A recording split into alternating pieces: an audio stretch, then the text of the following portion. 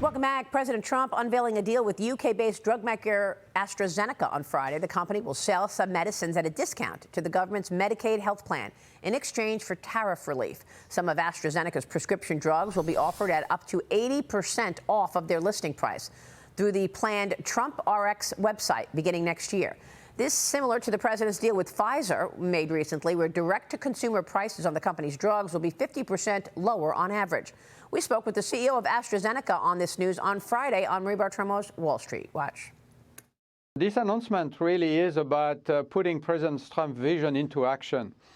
So what does it mean? First of all, it means lower prices for patients in America buying medicines. It also means a relief for state budgets because there will be an immediate reduction of Medicaid costs, and that will help the states. So that's point one. The point two is really maintaining, preserving Americans' leadership in biopharmaceutical innovation. It's also about onshoring pharmaceuticals. We announced yesterday an investment in Virginia, and it's only the first step of a very substantial program.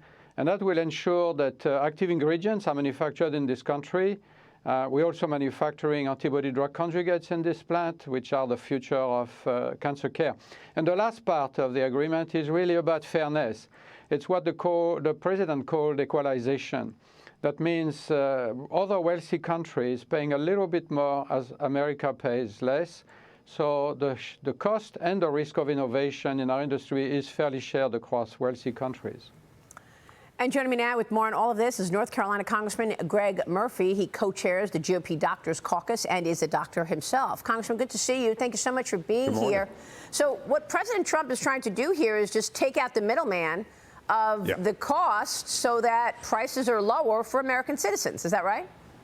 Yeah, that's absolutely right. And, you know, since the ACA, Maria, we've seen an explosion in the vertical integration in medicine where insurance companies own these things called pharmacy benefit managers, which basically extort money from pharmaceutical companies to keep for their own selves, which actually jack the cost back up to, or the money back up to the insurance company. And then they've gone down even to own pharmacies. What we're doing, and this is just brilliant, really, is it's shaking the middleman out, which is really the true sucking sound of what's happening with American healthcare, and just doing it direct to consumer. We're going to save hundreds of billions of dollars in doing it this way, and it's really a tremendous thing, and it's going to lower the cost for Americans. It's going to lower costs for states as far as their Medicaid goes. I think it really is just the beginning of the end of the middleman, which is destroying American medicine. Well, I mean, why is it so expensive? I mean, I know sometimes I'll go to the drugstore for my mom to pick up her medicines, and, you know, 1 month it's one price, 2 months later it's another price, 3 months later it's another price,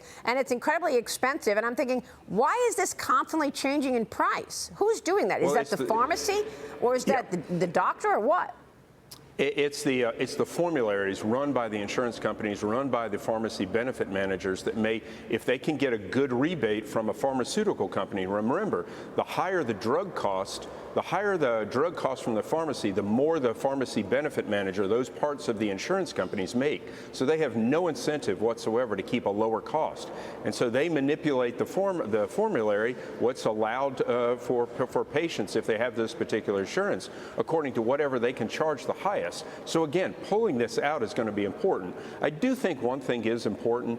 For any given pharmaceutical to bring from molecule to market, it takes up to $1 to $2 billion in studies, and most of the ones that are started never make it to market. So there's a lot of money that has to be spent for a lot of them that don't ever make it to market. But then again, pulling out this insurance nonsense, this rebate nonsense, this spread pricing that pharmacy benefit managers, again owned by insurance companies for their profit, is tremendous. Here's one caveat, though.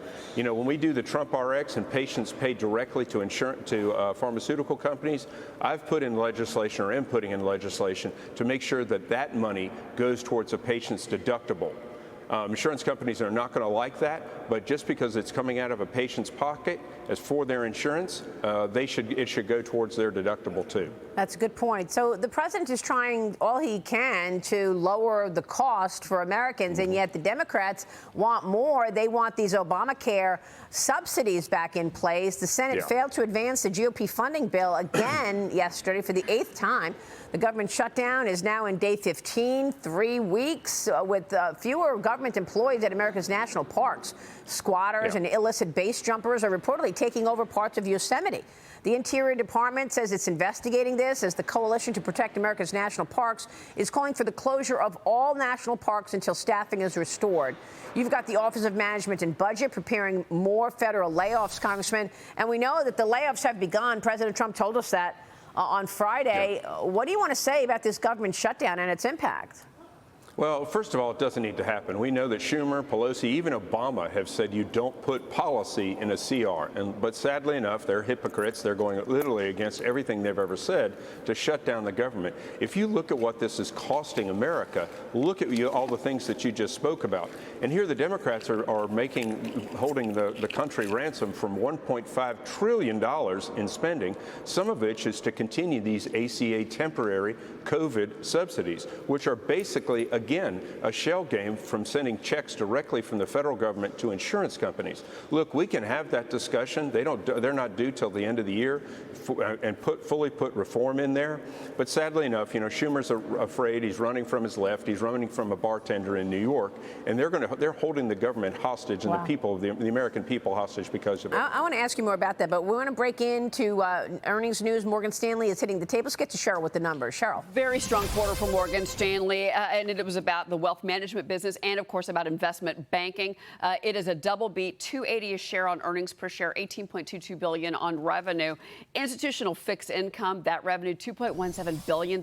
Get this, in total, their global M&A income, deal making, $3 trillion right now. And also, they're talking about President Trump and talking about lighter regulations under the Trump administration that has spurred businesses to do deals, tap into capital markets. And they're also saying that the U.S. economy right now is, quote, resilient.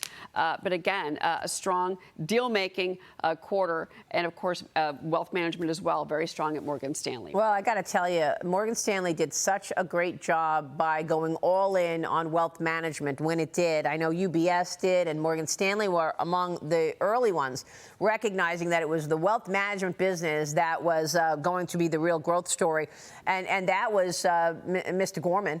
Now Ted Pick is in charge, and he's continuing that focus on wealth management, Cheryl. Yeah, the numbers are very strong out of that division, again, with that $2.17 billion.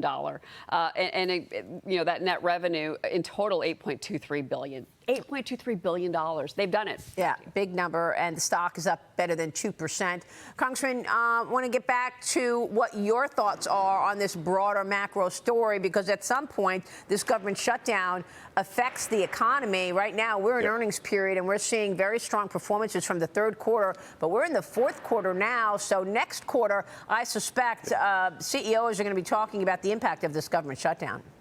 Sure. If contractors are not being paid out in the private sector, federal government employees are not being paid, so they don't have disposable income to spend. There's some measures made by some of the other institutions here in D.C. to help out some of the federal government employees, but it's a no-win for anybody. Literally, we just asked the government to be funded on a Wednesday, just like it was on a Tuesday, again being hijacked by the progressive left. There's nothing good. Even Obama said this in 2013. There's nothing good when you put policy in a CR, and that's what the Democrats are being so hypocritical about today. Well, you mean, it's about politics. I mean, I feel like, the fact that they're waiting for this no king's rally to make a move, to me, screams just politics and holding on to their grip on power. Congressman, Vice President J.D. Vance revealed that the subsidies offered under Obamacare fuel waste and fraud in the insurance industry. Yeah. You say the program is filled with billions of dollars for subsidies for people who actually don't need them. Yeah, absolutely true. And, if you look at one report, it's anywhere from 6 million up to 20 million individuals who don't even know they're enrolled in this. And you had unscrupulous insurance agents enrolling people who, by the way, during the entire program, never used it, never filed a medical claim.